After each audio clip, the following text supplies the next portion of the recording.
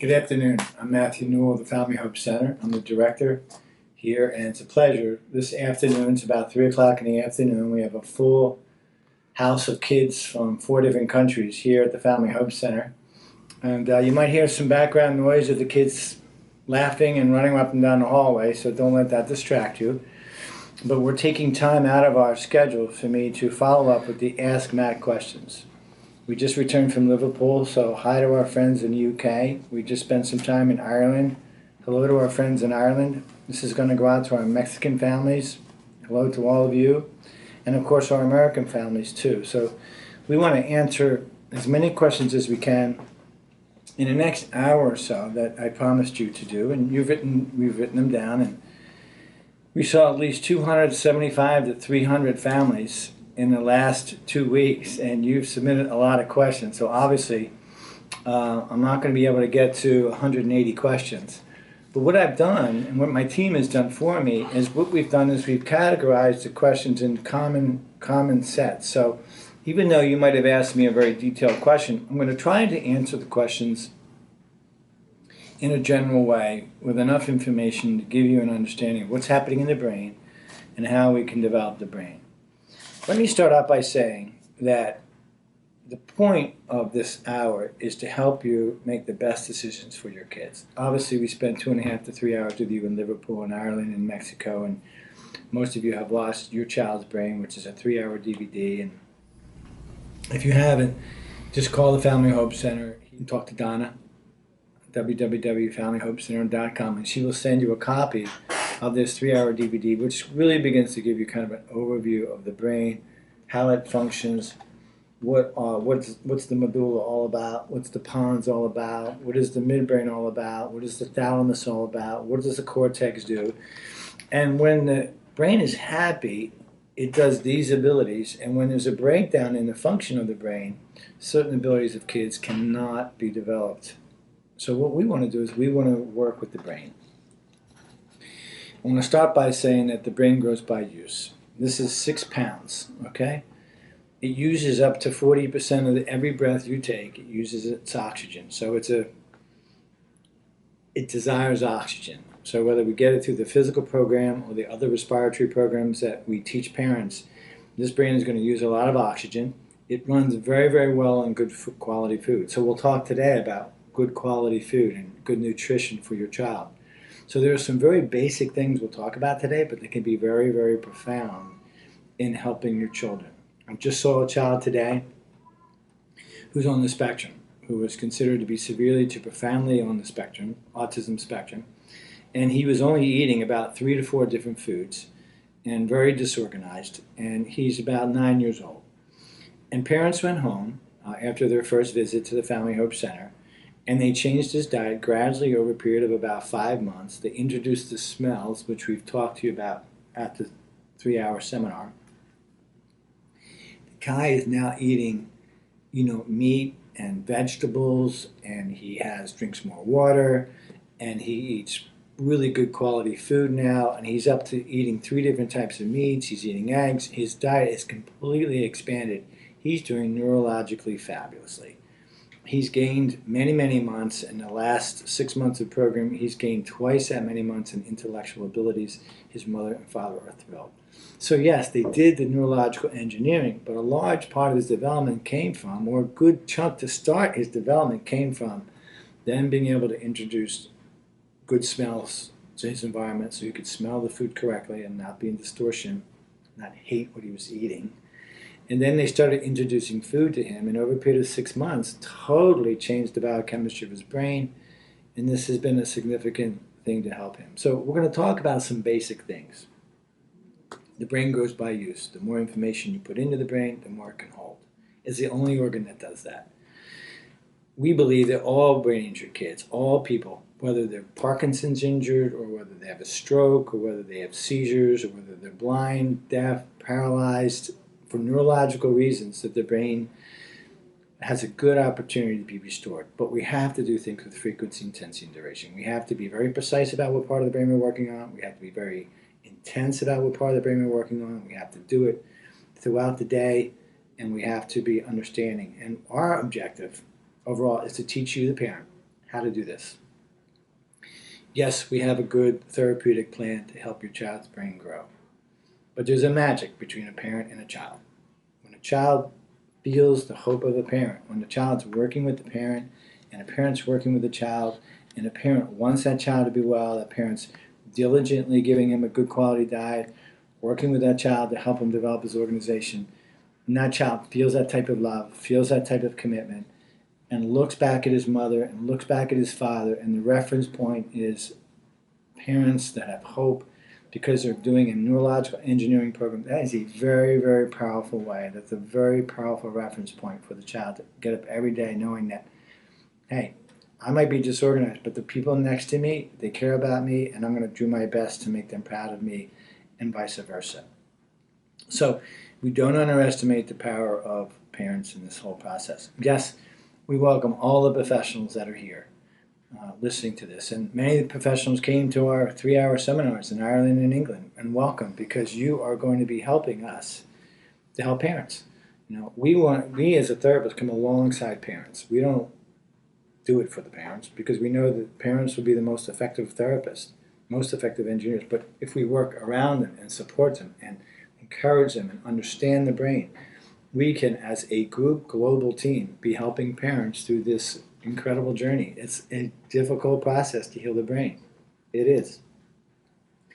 But if we know what we're doing, and we're doing things precisely, and we're not getting sidetracked on symptoms, and we actually look at the brain and say, how does it work and how do we function, we can make some pretty good progress with the kids. So here we go, and we're going to now talk about the brain, and we're going to do it by answering some questions. Okay? So I have a whole list of questions here. I'm going to go down from the top all the way down and see where we go. And at the end, if we need more time to do another Ask Matt, then we'll do it. But we'll get started for this first hour.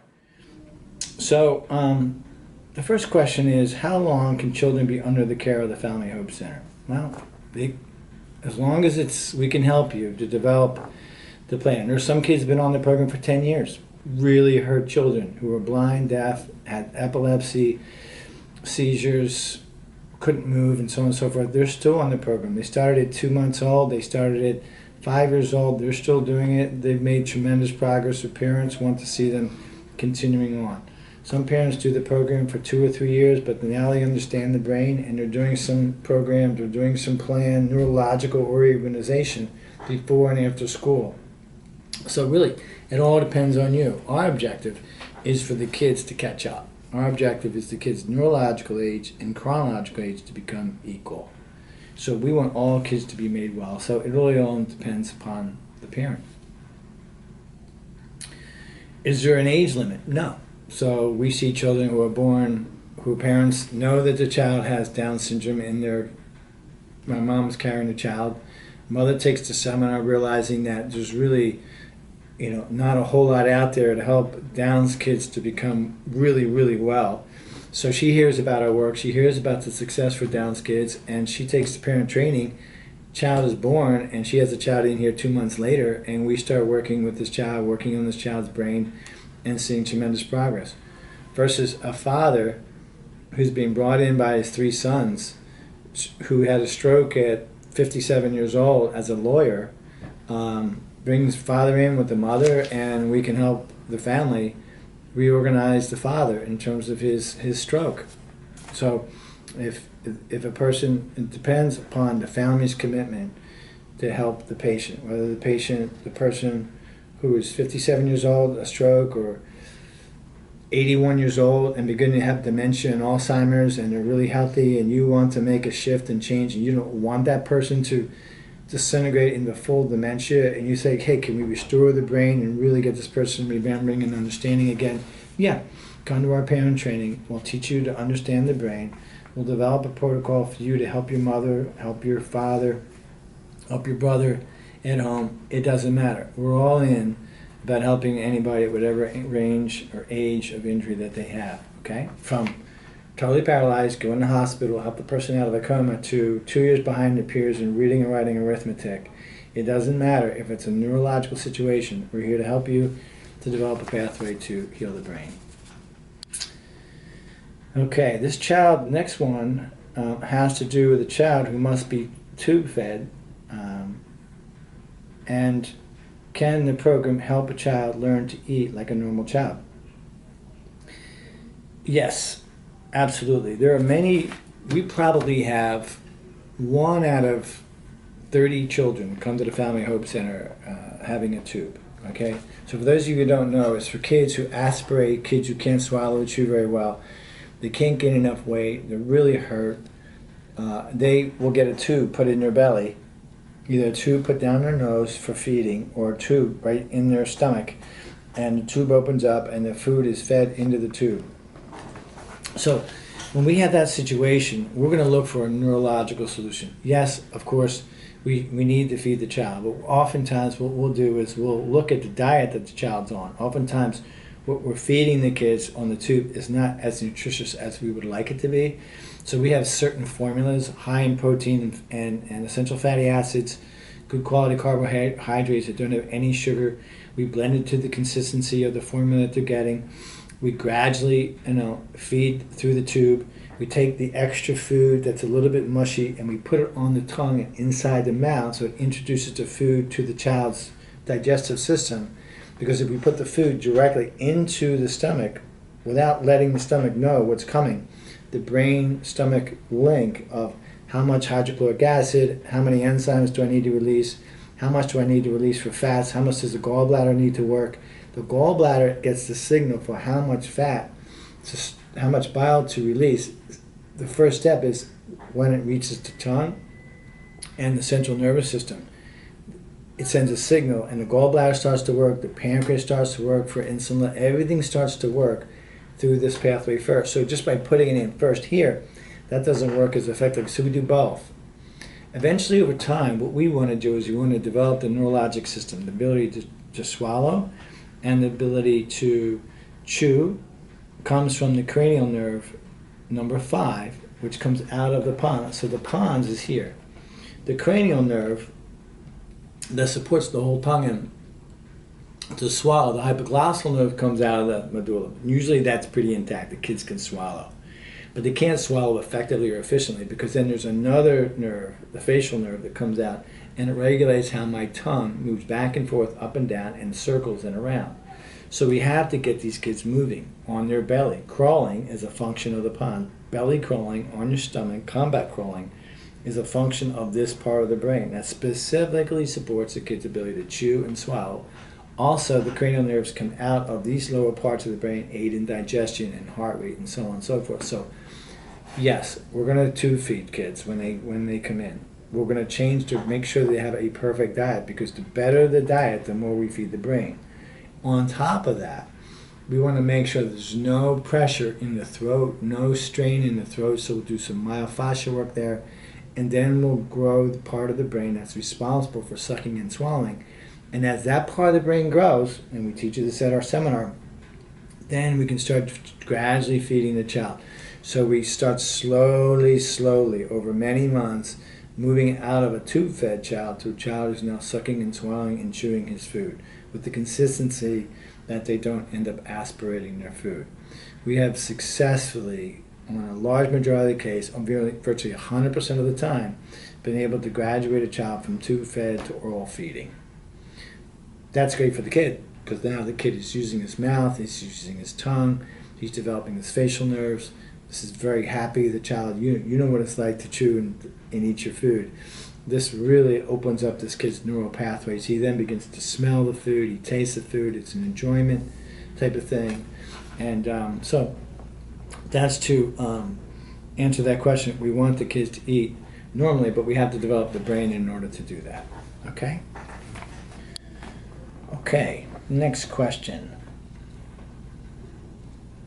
How do I teach my child about danger? Well, the ability to understand danger comes from a particular part of the brain called the limbic brain, okay? And what I want to do is show you a slide of the limbic brain to give you an idea of its ability here, okay? So this is the limbic brain right here, okay? So the limbic brain is responsible for understanding all of your concepts about joy, anger, fear, jealousy, excitement, anticipation, sexuality, your concepts of, I really like that, let's do that again, and so on and so forth. Basic motivation, right?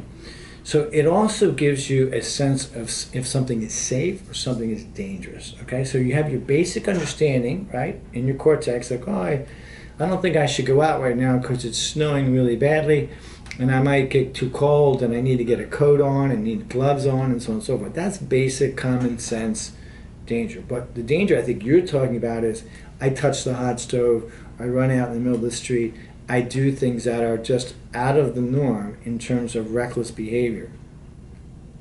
Part of that is the limbic part of the brain that gives you the sense of danger. And what we would do with a child like that is we would take something like this, use all my smells, or some of my smells, and in this case, we can take different smells, okay?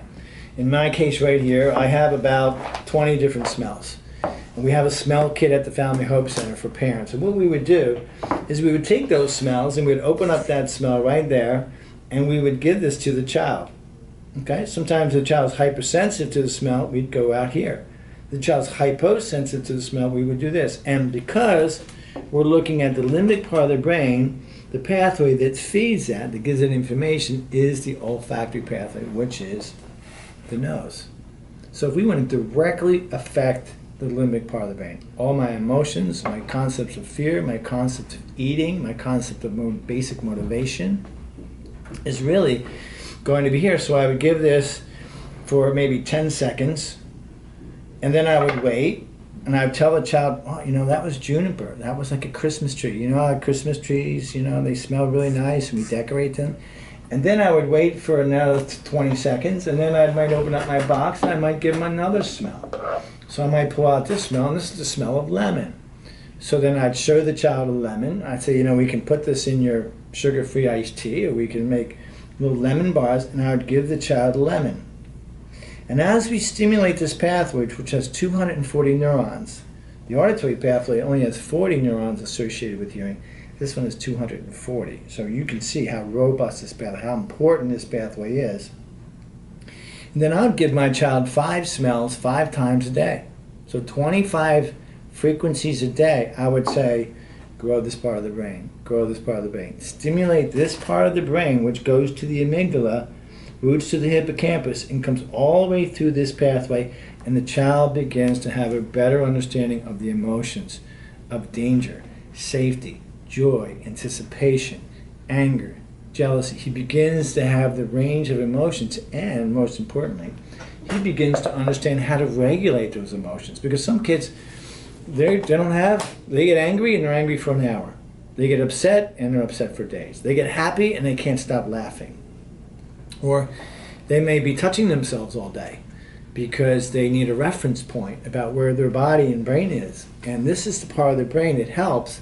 So if you have a child who's hurting themselves and touching themselves, or perhaps even touching one of their brothers or sisters, and you're driving you crazy, of course, that is a neurological, in our opinion, that is a neurological distortion of this part of the brain. This part of the brain sits in 90% water, so it's a good idea to give the child water, give the child smells.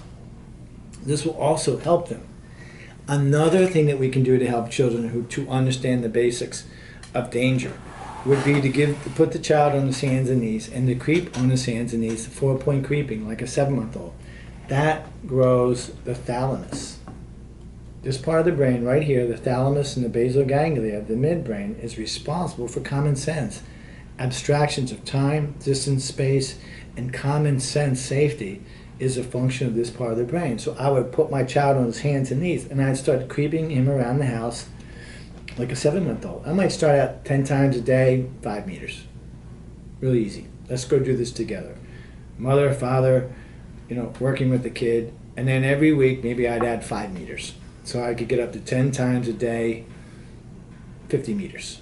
Okay? 50 meters will take your kid, I don't know, if he's fairly robust and fairly strong, will take your kid 2 minutes, 3 minutes to creep.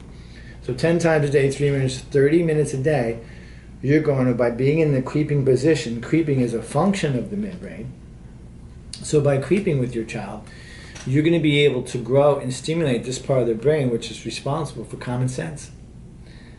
And as I said, abstractions of time, distance, space, danger, safety, that type of stuff. So, okay?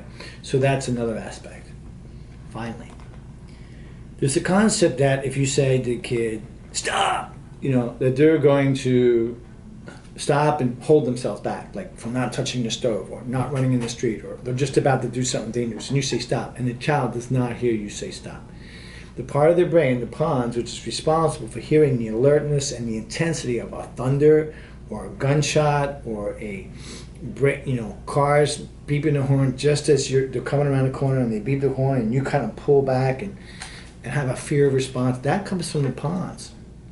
I just evaluated a child this morning, a 10-year-old little girl, beautiful child, who 6 months ago didn't understand danger at all. If you blasted an air horn or she was walking across the street and she wasn't looking the right way, that common sense thing I was just talking about, and a car came around the corner and beat the horn, the child would hear it as if it was just like a signal, like a musical signal. Obviously that child's going to get hurt. So parents had to have their head on a swivel because this child was not safe in public because could not register the auditory danger of a sound. They were at home. They did the therapeutic protocol. They came to the seminar. Put them on they came for an appointment. We put this child on a program. This child, beautifully this morning, when I tried to scare the child with an air horn, when the child wasn't looking, the child immediately put their hands over the ears and showed a sense of fear. Wonderful. Now we don't have to stimulate that part of the brain. Parents know now. Parents have been telling me, parents told me in history, the child was now registering fear when she's out in public and so on and so forth. And so, but I still had to evaluate it to make sure it was perfect. And it was. So there's 3 types of danger, 3 types of understanding. The common sense part comes from the midbrain, the emotional part comes from the limbic brain, and the actual hardware of understanding stop comes from the pons. So you got to hit all 3 levels of the brain. This obviously, I could go into a lot more detail with that, but obviously we teach this at our seminar, and we teach you how to understand this process and how to develop your child. On to our next question. So how about advice for boys with attachment disorders, or advice for girls with attachment disorders, or kids who are adopted, or kids who have been in a hospital for long periods of time because of cardiac conditions or premature birth or something of that nature? This is a very common question that parents have. Again, attachment and being linking to my mother starts at birth through the limbic part of the brain. So you're going to actually do smells with these kids, right? So we've just talked about the limbic part of the brain being part of the whole emotional development of a child. But interestingly enough, there's a bonding reflex that comes out of the medulla oblongata that all of us are born with. We're all born with the reflex to attach to someone. And we attach initially by our nose, by smelling, yeah? That's why the limbic area is so important. So we have to do the smells. We have to also, there's a bonding reflex. I'm going to show you this, but I'm going to use one of my props. The kids play with this all the time, so this reflex is an important one. And in order for me to show you this, so what you do is you put your child, no matter how old your child is, your child could be 15 years old, your child could be 5 months old, your child could be 10 years old. It doesn't matter. Sometimes you see people where you go to hug them at church and you go, hi, and they can barely hold you. They're kind of hugging you out here. And some people hug you really tight. The people that are kind of holding you out here kind of have a little bit of this reflex. They don't like to be close, okay? So what we do with a child like that is we put our child on our lap, we cross one arm over another, we hold the child very gently, and we rock the child back at a 40-degree angle, 45-degree angle, and we talk very gently to the child. We say nice things. Things are authentic. You know, you've been a great boy today. You've been awesome. I really appreciate everything you've done today. If you don't have anything nice to say because he's driving you crazy today, you just think of bonding and giving him the reflex to attach. Very, very gently. 4 minutes a day with mommy or with daddy or with older sister. You want to attach to family members first. He may not like this. He may be completely upset by this. So then you just simply hold his shoulders and you move him back and forth like this. Eventually, over time, you want to bond with him through this pathway, and you're holding him right in your chest. It seems very simplistic, but it is extremely powerful. I've seen 16-year-old boys who are on the spectrum, who are growing neurologically. I put them in my office. We do this on the table as I'm demonstrating to parents, and the tears start streaming down the child's face, because all of a sudden the gate to that reflex begins to open up, and this child all of a sudden starts to sort of get the intrinsic desire to be bonded. And his mother's right there, and I teach it to his mother, and 5 months later, this kid is jumping into bed, and so on and so forth. One of our parents in Ireland was telling our mothers, she did a testimony at the hotel there in Kilkenny and in Newry, how her child never bonded, never said she loved him, never snuggled, avoided all contact with anybody, hid frequently throughout the day, very much on this neurological spectrum of autism. And after 5 months of doing the program, of giving the child smells and organizing his diet, doing a little cranial work to release the pressure of the temporal parts of the brain, this child is now every day jumping in bed with mom in the morning and snuggling with mom, tells mom she loves him, and to some extent probably the child has always loved his mother but had no way to make that neurological connection. Now holds his brother's hands and wants to play with his brother and is bonding to everyone in the family. And she did this reflex just 4 minutes, 5 minutes a day. Sometimes dad did it, sometimes mom did it. But we need to do the smells, and we need to do this. This is a very, very powerful reflex that I think will help you very much for all adoptive kids and kids who are born and just don't get attached. So it happens, and that's what you can do, okay? All right, next question. Are the positive changes permanent? Well, not always, because let's say I'm on a good diet and I'm exercising really, really good, and I get myself really fit, I get myself healthy, but I stop doing it, I stop paying attention to my diet, I stop, working out, I reach the point, I feel good, then I get a little lazy, I get a little bit off track. 4 months later, I start gaining weight, I start getting sleepy, I get off my game. And so you have to kind of keep going. You have to kind of keep exercise. So the children who graduate from the program, who do very, very well and graduate from the program, which they do, parents still have to make sure that they eat really well. Obviously the changes are permanent in that the brain has now been restored. That's great. But they still have to make sure that the kids are on the hockey team or on the baseball team or on the football team or run track or do something physical and eat pretty decently and still clean their room and finish their homework. So there's this kind of lifestyle of living healthy and paying attention to the details like that. And if we do that and we pay attention and we train the child how to be in a healthy state by eating correctly and organizing his life, then they do really, really, really well in the program.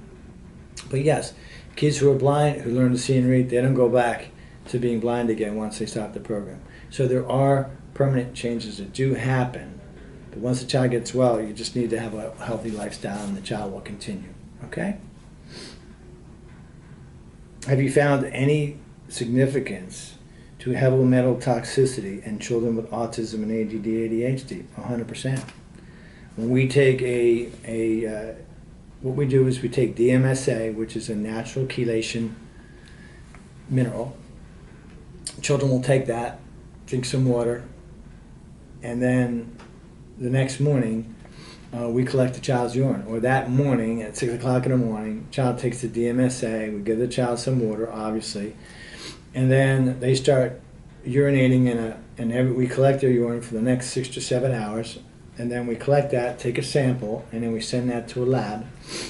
And for $75 here in America, in 3 weeks, we get back a panel that tells us how much lead and how much tin and how much chromium and thallium and mercury and arsenic and so on and so forth. A list of about 40 chemicals that the child could be very sensitive to, which hurts a good brain. And And I would say probably 90% of every child that's on the program, when we do a DMSA challenge and check for toxic metals, they are all loaded. They're all over, way over the limit in terms of what's considered healthy.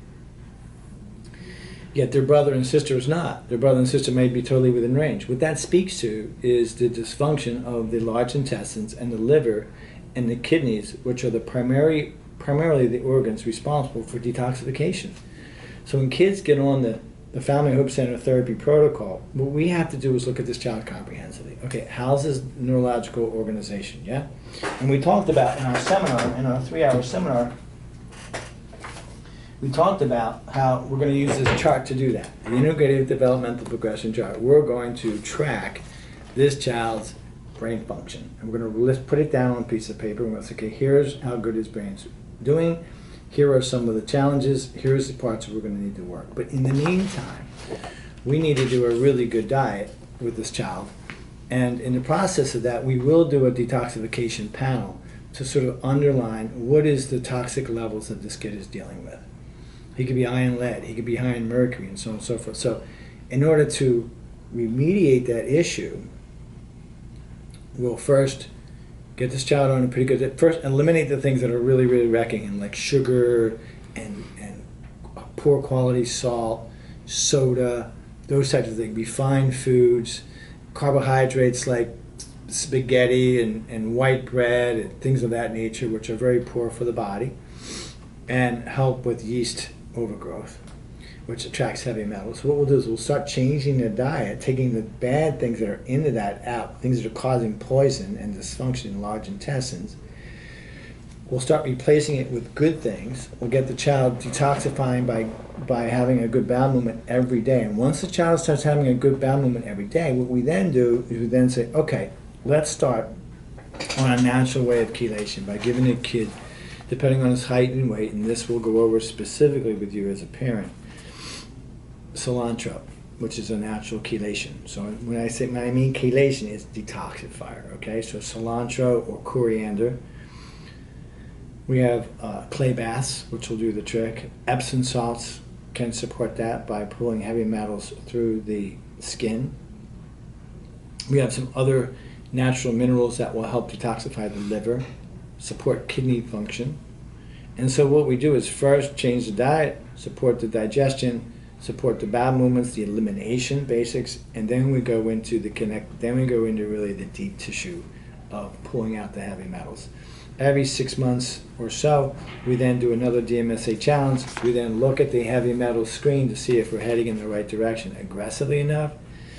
I'm not talking about aggressively by really hurting the kid, but are we giving the child enough cilantro or enough chlorella or enough clay baths to really start pulling the heavy metals out of the tissue, which dramatically affects their neurological ability. So, of course, along with that, we're developing their breathing. Along with that, we're developing their neurological organization through the lower levels of the brain and through the reflexes. And so the kids will get a comprehensive program through the parents' training and therapists who are helping out at home as a total team. We can, really reach into this issue pretty significantly. Okay. Okay. What is your view of selective dorsal rhizotomy? So, for those of you who don't know, the concept of selective dorsal rhizotomy is that a child who is hurt, what the wall would say is CP. So the child's really tight here, child very spastic. Remember, kids hurt in the midbrain are going to be actually their flexors in their upper body are going to be contracted, and the extensors in their lower body, the flexors in their lower body are actually going to be pushing out. So they have these straight legs and these twisted up arms, okay? And when you have this type of rigidity, which is rigidity in midbrain injury and spasticity in cortical injury, some people mix that up. So the concept would be like, I open up my fuse box and I see all my circuits and I see all the wires, and I'm getting too much energy to one part of the house and it's blowing out some circuits. So instead of changing the circuit board and changing the fuses, I'm going to take some wires and I'm going to cut some of the wires to not send signals. So what they do is they open up the spine and they start trying to figure out where in fact the sensory wires are leading to the muscles and the motor wires, and they start cutting sensory and motor wires in order to release the rigidity or the tightness in the lower part of the body or the upper arms. And what that is, in our opinion, we would not do that. We would not take the chance. We would not go into cutting wires and opening up the spine and doing a major therapy like this. We would look to, okay, what is controlling the muscles? The brain. Okay, how do we reduce connective tissue tightness? We look at the brain first. We look at digestion. We look at myofascia, connective tissue tensegrity. We deal with that. We deal with the brain. We deal with nutrition. We do not, as a rule, think that dorsal rhizotomies are going to be the way out of a significant issue. So just like if a child's eyes are crossing, I don't think they're going in and cutting. We don't. We have 7 doctors working on our team, a whole list of therapists working with our team. We've been doing this for more than 30 years. We've seen kids from more than 35 countries. We've seen probably 20,000 children. We don't think cutting the muscles in the eyes is going to help a child have better vision. We think that the brain runs the muscles. If we heal the brain, the eyes go straight. If we're healing the central nervous system, the legs will get less rigid, and so the child will be able to use his legs. Doing a permanent operation of cutting the sensory motor wilds for a dorsal rhizotomy, we think is very aggressive. I can think of about 5 to 6 children who have had it done, who have lost more function than they had before. Kids who are walking but not walking perfectly, they did it, they lost their ability to walk. So it's not an exact science. But that's what we think about it, and we would not do that. We would look at the central nervous system as the issue for the tightness. There was a question here, and I think I spoke to this with some of you, regarding the reflex for nail biting and thumb sucking. How often, how long do you do this, and how long do you recommend to do this? Well, the concept is that when you there's a particular reflex called the Babkin-Palmamental reflex, okay? It's a reflex that if I did this to a child at birth, they would do this. So at birth, babies have a reflex to suck on mom's breast, okay? That's good because it needs to be involuntary at the beginning of birth. So after a couple of weeks or a month or so, that reflex has already been used, and now the child knows this is where I get my food. This is how I suck and swallow. This is for nourishment. But over time, if I put a pacifier in a kid's mouth at birth and following, then what happens is that stimulates the reflex to stay intact. Okay, so that's not good. Because that means that any time I'm upset, or any time I'm in distress, or any time I'm nervous about something, mommy puts a binky or a dummy, they actually call it a dummy in England, in my mouth, and I start sucking and swallowing. So my brain gets wired that if there's a problem, I need an outside reference point to balance myself. The dummy also creates this issue of tongue thrusting. So that when you're sucking on a dummy, because of its shape, it actually wires the muscles in the mouth to do this, whereas sucking on a breast wires the mouth to do this. So once the reflex has been initiated, like the light reflex is initiated at birth, but I don't go all day trying to go up inside a room and go flicking on and off the lights. It's kind of like if somebody just gives me a pacifier, and 2 years old or 18 months old, I've got a pacifier in my mouth whenever I'm upset. What happens is, when the pacifier is taken away, the child needs his fingernail. The child bites on his fingernails. So now, take the pacifier out and kids are biting their fingernails, kids are chewing them down, kids are biting their shirt, they're biting their hair, they're sticking pencils in their mouth, they got little pieces of paper, they got paper clips, they got all kinds of stuff. Even adults, if you look at their fingernails, you can see that they're chewed up. Even, people who are just walking around smoking cigarettes and eating because they get anxious, boom, they have to have a cigarette. Or boom, they get anxious, they have to put food in their mouth. This goes all the way back to the Babkin-Palmamental reflex, to the most part, okay? So all we do with this is very simple, okay? It's easy. So you take the child's hand, and all you do is you stimulate it kind of like a star in the middle of their hand, very gently. You don't overstimulate or the child's going to start going. You don't create the reflex need. You just stimulate just like a star right here in the hand, and then you do this hand. Sometimes a child will have their hands in a fist, so you got to open up their hands and do it very gently. Sometimes the children will let you do both of their hands simultaneously. As a matter of fact, it feels terrific. So you can do this depending on the degree that your child is putting their hands in their mouth, hands down their throat, chewing on their fingernails all day, sucking their thumb all day, sucking two thumbs, putting blankets in their mouth. You can do this 10 times a day for 3 minutes. And what's going to happen is if you're faithful to this every day, because you're trying to stimulate a reflex to be integrated and basically disappear because it's not ever needed again, you're going to start to see the child after 4, 5, 6 weeks. You're going to start to see the reflex of them needing to put things in their mouth for comfort to go away. Meanwhile, you got to get rid of the dummy.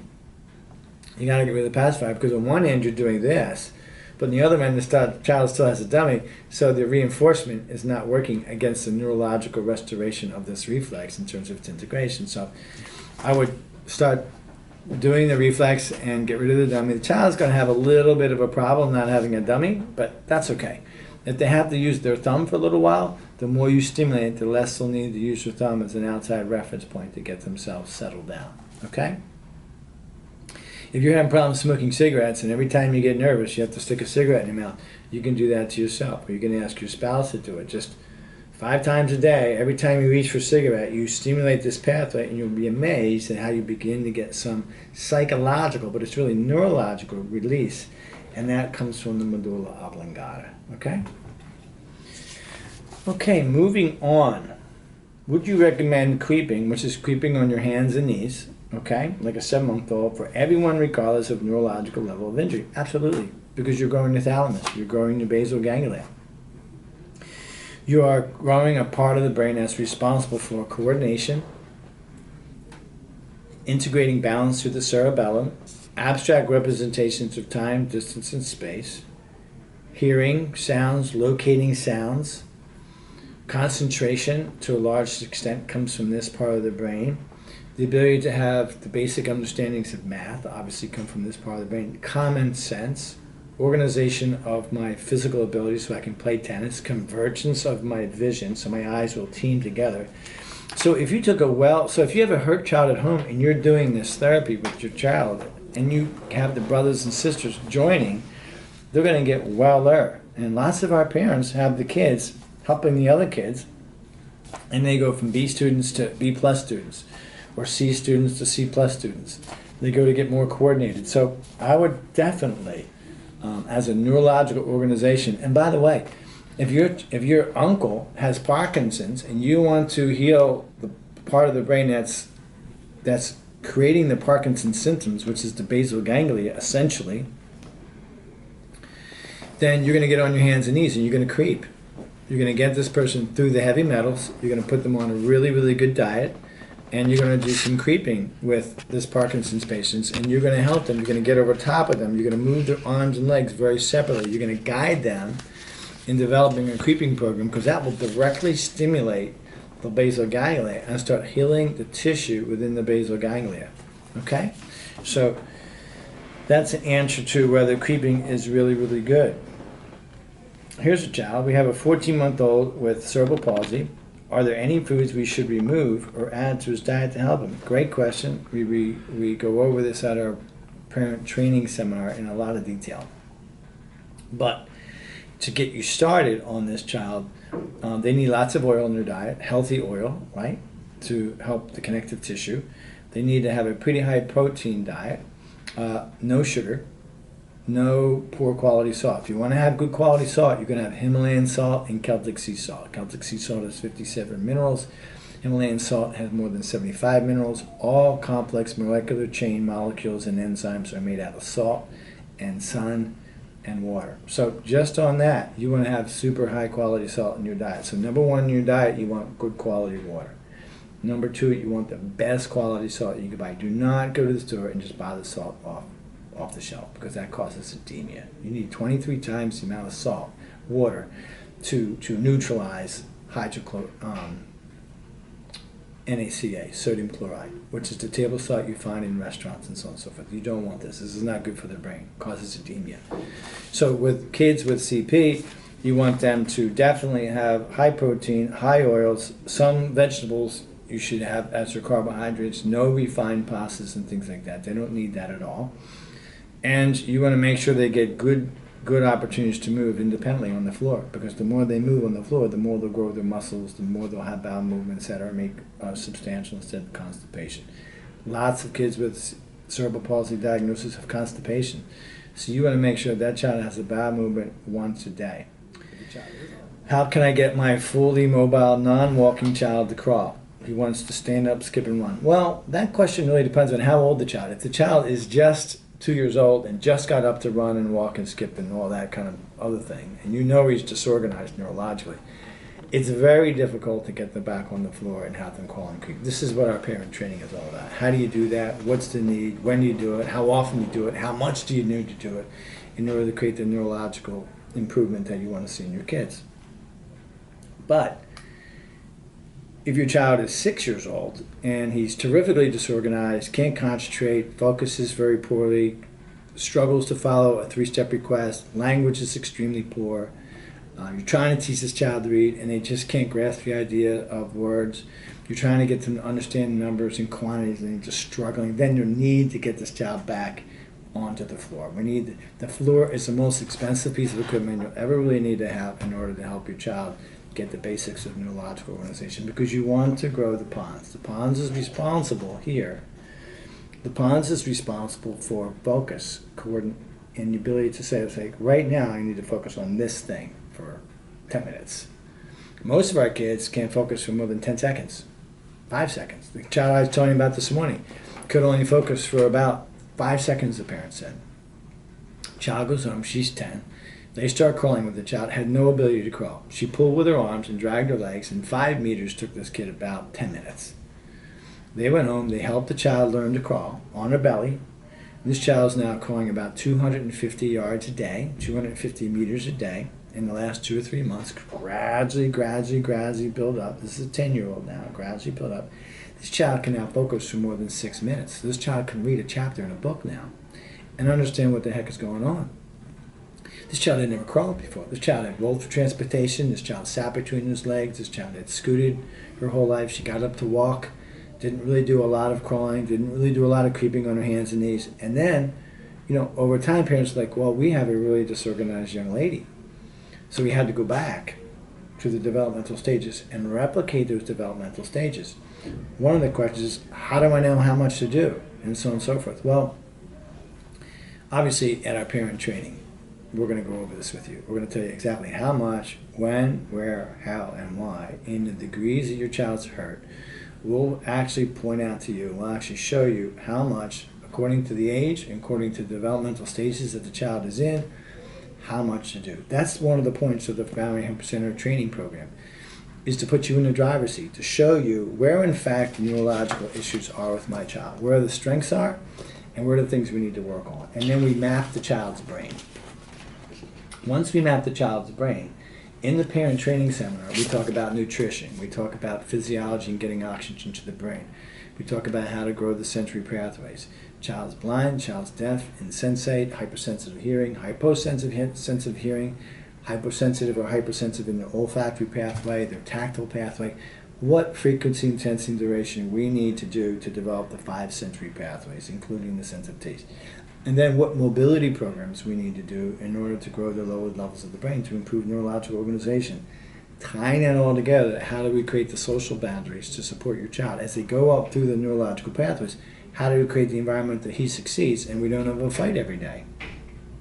How do we know how to discipline, which in Greek means to impart wisdom? How do we create an environment where we're all together as a family doing this as opposed to being ripped apart? One of the families yesterday had a child on the spectrum, and mom and dad were like this all the time. They were constantly in conflict about how to discipline the child, what the child should get away with, what the child shouldn't get away with, what the child was doing, all the outrageous behaviors that the child was doing purely out of neurological distortion. But the parents weren't sure, what are we doing? Where do we start helping this child? And by taking the parent training and sitting together as a team, and actually getting to understand this child, and then coming in for a 2-day appointment, they learned a lot through the training and started to help the child, but then they came in for the 2-day training, and so we could actually see the child in action, and we developed a plan. The child's doing fantastic, and the parents are on the same page now. They really understand this kid. They really understand what level of support they need to give this child so this child does not run the house. Because, you know, hurt kids can sometimes run the house. Everything they do, we're responding to. And when we get on the other end of responding, we're not on the other end of acting, we're reacting to this. We got to get on the other end of this whole spectrum and develop a way to get through this. So I think we're almost out of time, but let me see if I can answer a couple other questions for some professionals here who I think are heroes. How about this question here? I'm a physiotherapist who attended your talk in Ireland. I work with a number of children who present the dynamic muscle tone, particularly lower limbs, we talked about that, while moving and walking. We use orthotics, AFOs in particular, and support gaiters, walking aids, standing frames, and for most of these kids.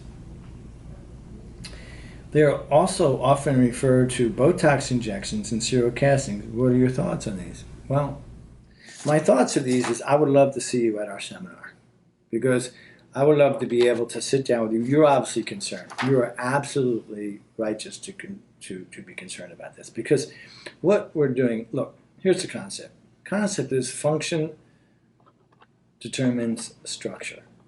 The more I operate physiologically well, the more I develop my function, so my structure. So if I crawl on my belly, I develop hip sockets. If I creep, I develop my hip this way. As I stand, my hips goes like this, and then I walk. But if I never crawl, my hips are going to be out here. If I never really creep, my hips are going to be kind of in this position. If then I put the kid up in the standing position, he doesn't have the hips to walk. So oftentimes, we don't go for walking because the kid's highest level of mobility might be crawling on his belly. So he doesn't have the neurological capacity nor the structure to stand up and walk. So now we have to put on all these braces. And now this child is struggling within the braces in order to get a connection to the upper levels of the cortex. And they're not prepared to go to that position. We don't go there. We go back to the pathways that the kid can do. We do them 80% of the time. So if a child can't creep on his hands and knees, he's 10 years old, and I'm trying to get this kid to walk, then I'm working on his disability. I should work on his abilities, because that's how the brain grows, yeah? So I go back to, okay, let's crawl this child in a perfect cross pattern with a righteous toe dig, which is going to integrate about 9 reflexes in his lower medulla oblongata. Integrate his feet so now his feet don't turn in, organize his hips, regulate his spine, lock in the shoulders and the hips. Once I do a lot of crawling with this kid, he will naturally, just like a well child, as we reduce the rigidity and tightness in his body, get up into the creeping position. And now I'm going to creep this child to develop his coordination, develop his breathing, develop his convergence of his vision. And now this child is going to creep 1,000 meters in a day. Over time, this child is going to develop the lower levels of his brain, his pons, his reflexes out of his medulla, and his creeping. So then when it comes time to stand this child up, this child now has a neurological ability to do that. What I'd like you to do is I would like all of you to go, if you have a child who's got cerebral palsy diagnosis, you should go on our website. And you should, if you have time, click on some of the videos, tapes about Owen and Asher and the kids who are immobile. And you're going to listen to the parents say, hey, look, my kid was paralyzed, or my kid was this, my kid was this, my kid was in a wheelchair. But we went back to the stages that the child could do. We reinforced them. We surrounded them with a good neurological organization program. And then we started teaching the child to walk. I wouldn't do the AFOs. I'd run away from Botox, which is a poison, which is a neurotoxin. I would never inject a child with Botox. In fact, about 5 weeks ago, a child died getting a Botox injection, and the parents are suing Botox for this. They're suing the company that developed the product. I would never just cut the kid, because I'm knowing that the brain runs the muscles. So by cutting the muscles, I'm not changing this, and this is not going to happen.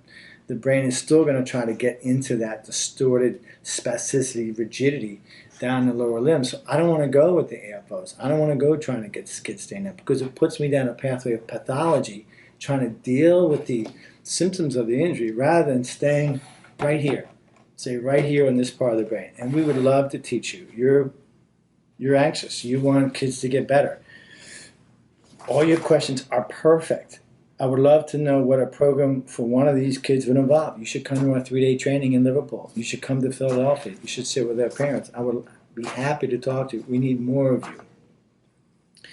More of you folks who are really been working out and on behalf of these kids. You say, on behalf of the children I work for, with an exclamation point. I would love to talk to the Family Hope Center coordinator. Talk to Donna. Call her up on the telephone. Sit down. When's your next 3-day seminar? Oh, we have one in June. Here we go. We have one here in Philadelphia. Just right around the corner. Okay? 6 weeks from now. Get on an airplane. Come. Sit with the parents. Team up with the team. You know, we'll talk about the brain together. Okay? Then we have one in Liverpool. Okay, just right over the pond from Ireland. We have one in Liverpool the 22nd, 23rd, and 24th. We're only taking about 80 to 90 families, 80 to 90 people. If we hit more than that, we're going to have to turn you away, and you're going to have to come back to Philadelphia in October, or go to Denmark in, well, no, it's Philadelphia in October. So we have one.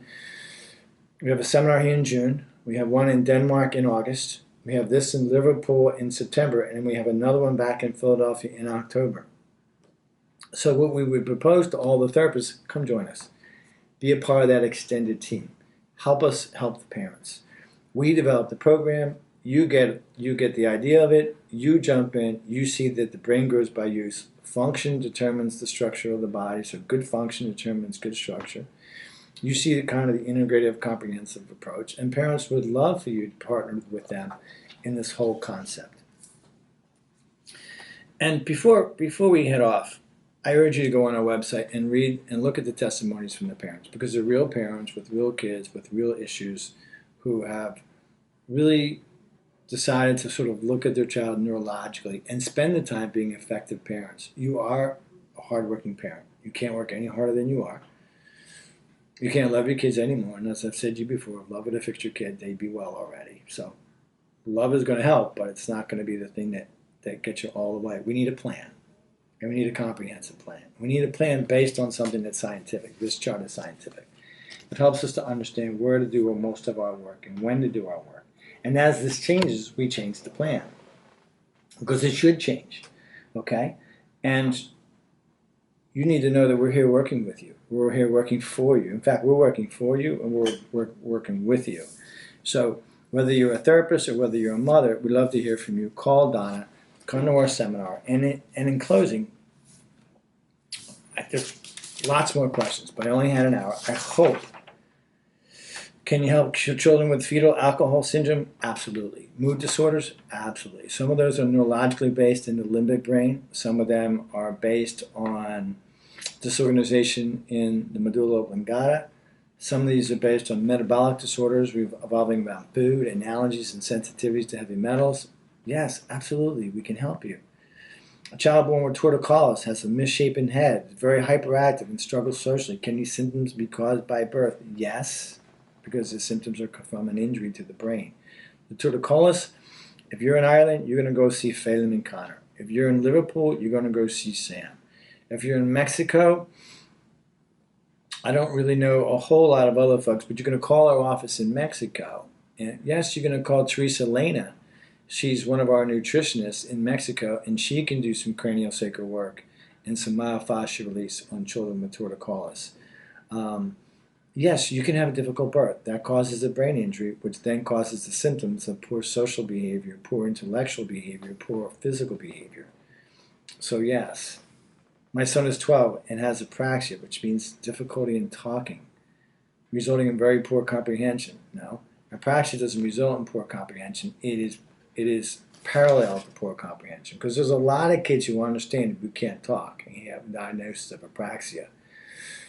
So this is kind of a misdiagnosis and misuse of some of the words. But if you have apraxia, which is I don't understand, I don't know how to really put my words together, poor comprehension, processing, how do you help him? I think to globally help him and understand the global issues and really understand how to do this, we're going to use this chart to do this. And we need to teach you how to do this. I would suggest you watch our 3-hour parent training. I would suggest you change this child's diet, give it a super healthy diet. I would suggest you get some cranial work to make sure that the brain is moving. And then get yourself to a training so we can really do this correctly. We can do this correctly. We can do this together, and we can do this intensively and correctly. Intensive means 5 or 6 hours a day that we spend working with the kids. So instead of being in school or before and after school, we spend our time working on restoring brain function and developing its abilities. So finally, in conclusion, I want to give you some hope. I want to give you some real hope. I want to give you some realistic hope. Hope is really when you understand how to help something and you've seen results, that you have a sense of how do I maneuver, how do I arrange my day, how can I be a more effective parent. You're already the hardest working parent on the block. There's nobody ever going to question your hard work, but can we work more effectively? So we have here the WeFIM. The WeFIM is a scientific document that 20 scientific papers have been written on, okay? This is the FIM. We mean child, FIM, Functional Independent Measure. And this was started in 1984. You'll see all the notes in the back. You can go to our website. You can read about this. The WeFIM measures functional outcomes of rehabilitation. It's the largest pediatric tool that exists in the world today to measure development. More than 20 countries use the FIM to justify whether kids are improving in therapeutic protocols. The Family Hope Center, since its inception 12 years ago, 13 years ago, has been using the FIM as a scale to measure the results of kids to determine whether we were up to speed with the national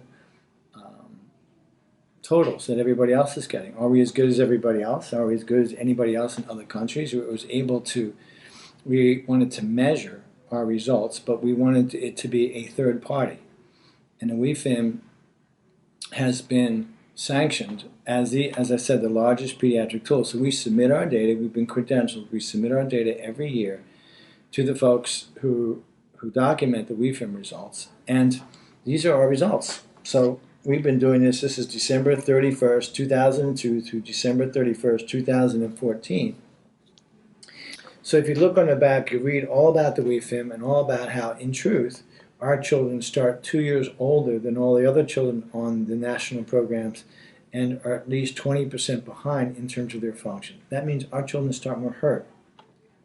But over the course of their therapy, where the average child with developmental delays gains 13 points in neurological function, our kids gain 34 points.